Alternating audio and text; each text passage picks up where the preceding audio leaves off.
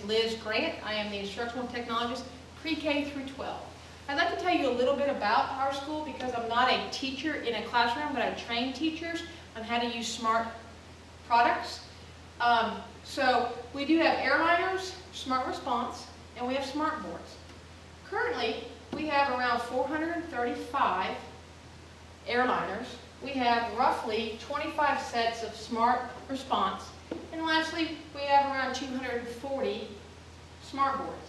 We are going to be adding more smart products over the next few years. The way it's set up right now is that before a teacher can receive an airliner, a board, or a response system is that they have to attend some training from us. And it's about a 6-hour training the first time, and then they have to commit to training over a 2-year period every 6 months or 3 months, depending on what their needs are, so that they do continue the training. So what I'd like to show you is just a snippet of one of our first trainings that we do. So I picked out the gallery tab because I feel that it's very beneficial to our teachers to know where to go to find information such as images, sounds, animation, videos, and multimedia activities. So the Lesson Activity Toolkit has over 762 items, and we tell our teachers to go there to grab information, and we show them how to do searching, and then we talk about the different sections. We also discuss the Gallery Essentials because that has over 6,000 items and growing, and we show them how to search. We also really enhance our Smart Exchange so that we show our teachers where to go to download pre-made lessons, and we also encourage them to post lessons. Okay? So I'm going to show you some of the things that our teachers have created over the past 3 years. The first thing is that I had an English teacher create a refrigerator magnet wall.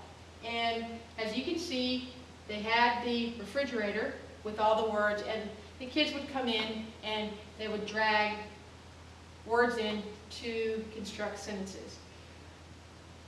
This really worked well because it helps with the kids' vocabulary and it helps them generate sentences with other people.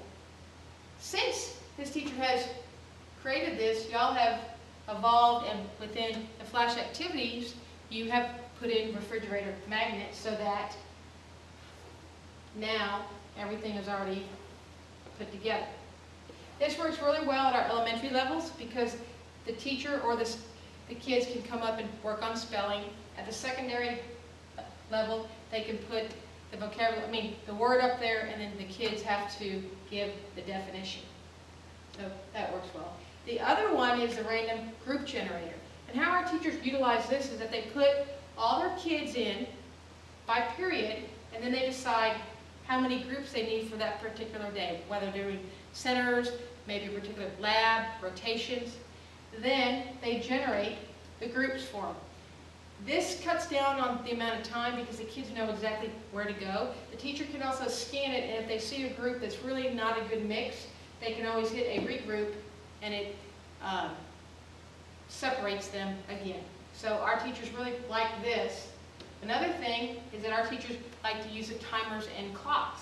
They like to use a real-life timer when we do our testing so they know what the current time is and how long they have.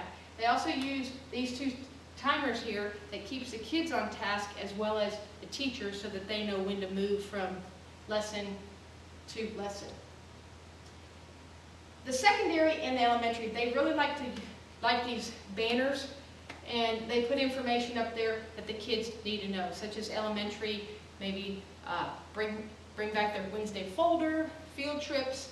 Secondary puts information up there about tests, and what we've had them do is generate 3 or 4 pages, and they put it into my content, and they'll utilize this at the beginning of class and at the end of class and provide the students with information that they need to know or they need to remember.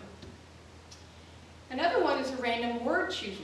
The way our teachers use this is that once again, they enter all their students in, and then as they're doing homework assignments or maybe they're just doing lessons, the teacher will pick a student and whoever shows up, they have to come up to the board or use the airliner and answer the question, whether it's homework or so on. Some teachers utilize the note repeat feature, but a lot of our teachers don't because it keeps the kids listening throughout the whole time because they never know when they're going to be picked on. Okay? So that's one. For science, this is the way they used to do it. They'd have a worksheet, they would hand it out, they'd have a textbook, or they'd have a chart, and the teacher would have to go through it. Now, with SMART, we now have an interactive frog dissection. And I've kind of already gone through this, so where the kids actually do a virtual dissection, work through it, they see it, then the teacher may go back, and then the kids come up to the board or use the airline, and then they have to label the parts, but they've actually seen it as a virtual dissection. Right? For Spanish, what one of our teachers did is that they went out and they found clip art in the gallery and then also in their Spanish books, and they have actually put together this with sound so that if I tapped on the ears, you actually hear how to say ears in Spanish. Okay? Here's how to say teeth. Okay? Tongue. And so on. So this way, the kids are able to see the word in English, hear it in Spanish, plus they're able to visualize exactly what the body part is. This has been very successful with them because they're able to see the big picture, and it meets a lot of the kids' learning styles. This one is not part of the gallery, but I like this because an elementary school teacher uses, and what they did is that they utilized something that we teach them, which is the infinite cloner. And what they did is that they just created a number line down here, but they infinitely cloned these. Then the kids would have to come up, and they have to answer the questions, but because the numbers are infinitely cloned, it's easy for them to answer the questions here. So that's one way how our teachers have utilized the infinite cloner.